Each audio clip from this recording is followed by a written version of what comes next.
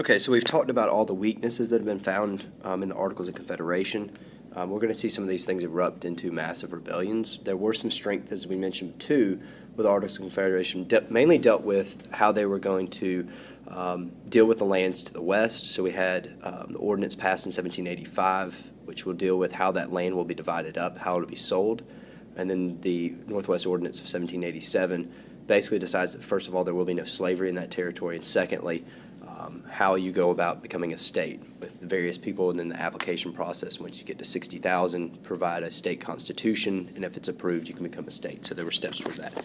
But now we're going to look at another weakness. During this period, we had the outbreak of a series of rebellions, and one of them that's most known is going to be Shays Rebellion.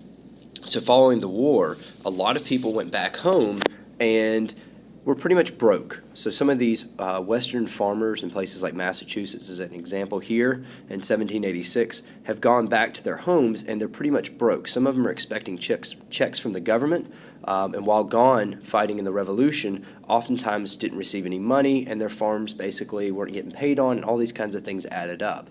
So a lot of these farmers are getting angry, kind of like they did during Bacon's Rebellion on the western frontier, because you also got to remember that these people deal with trade oftentimes not with currency but with bartering. So they don't really have money at hand. They're also getting taxed at this point, and they're being called in on their mortgages. So there's some foreclosures going on their farmland, and some of the people feel as if the Eastern establishment in places like Boston were the ones behind this. So they're going to also cry out the ideas of taxation without representation, because sometimes in some of these states, these individuals were being taxed, but they weren't able to vote, or they didn't feel that they were being represented directly. So all these things are echoing again. So this revolution, or this rebellion, breaks out between Daniel Shay and the establishment in the eastern coastal areas of Boston and so forth. It really creates this fear of violence that really shakes people to the point of wanting a strong central government, because the economy's crumbling, there's foreclosures going on, people can't pay these taxes, and it looks like they're sliding back into the period prior to the Revolution. So we can see how some of the founding fathers, once they find out about this, that are meeting perhaps in Annapolis or in Philadelphia eventually, will call for a stronger central government that will stop these kinds of things from happening again, because we have no ability of standing army to actually put down one of these rebellions. So it pretty much comes upon Massachusetts to deal with it themselves. They can ask for help from neighboring states, but oftentimes neighboring states wouldn't come together and help them out. So there's a lot of factors here. One of them is economic.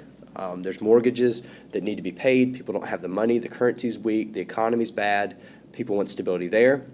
There's also the political aspect of this, that you have these individuals who argue that they're not being represented, they're still being taxed, and that they're due their part or their share after the American Revolution through payment or whatever, some sort of compensation. And then socially, there's these poor farmers on the western frontier fighting the establishment in the east that is known as kind of the wealthier group, that is usually going to be found in places like Boston. So you can see this back and forth that's going on, and eventually erupts to the point where people get so paranoid that they're willing to turn to a stronger central government, and that's where we'll start seeing the establishment of our Constitution. So eventually they create a convention or a series of conventions. They meet, and eventually they will completely scrap the Articles of Confederation because it's so messed up. It's easier just to bulldoze basically this and build from the ground up, kind of like you would do with a house that needs renovated. Sometimes it's just easier because it's so deteriorated and dilapidated just to go ahead and destroy the building and start new. And some of those founding fathers will be involved in this. As we'll know, Thomas Jefferson's not there, John Hancock, and a series of other people like Patrick Henry. Some of those people disagree with this. Jefferson's in Paris at this point. John Adams is also going to be in London as an ambassador. So all these people meet together, and it's a very conservative document that we get established afterwards. And some people wonder if we really even broke away that much from our previous government under the king. Okay, so that's pretty much the understanding of Shays Rebellion. And we've previously studied Bacon's Rebellion, and in the future we'll study Whiskey Rebellion. So keep those in mind when we're looking at these and kind of understanding the deep roots of these and the outcomes of these. So it leads to the Constitution.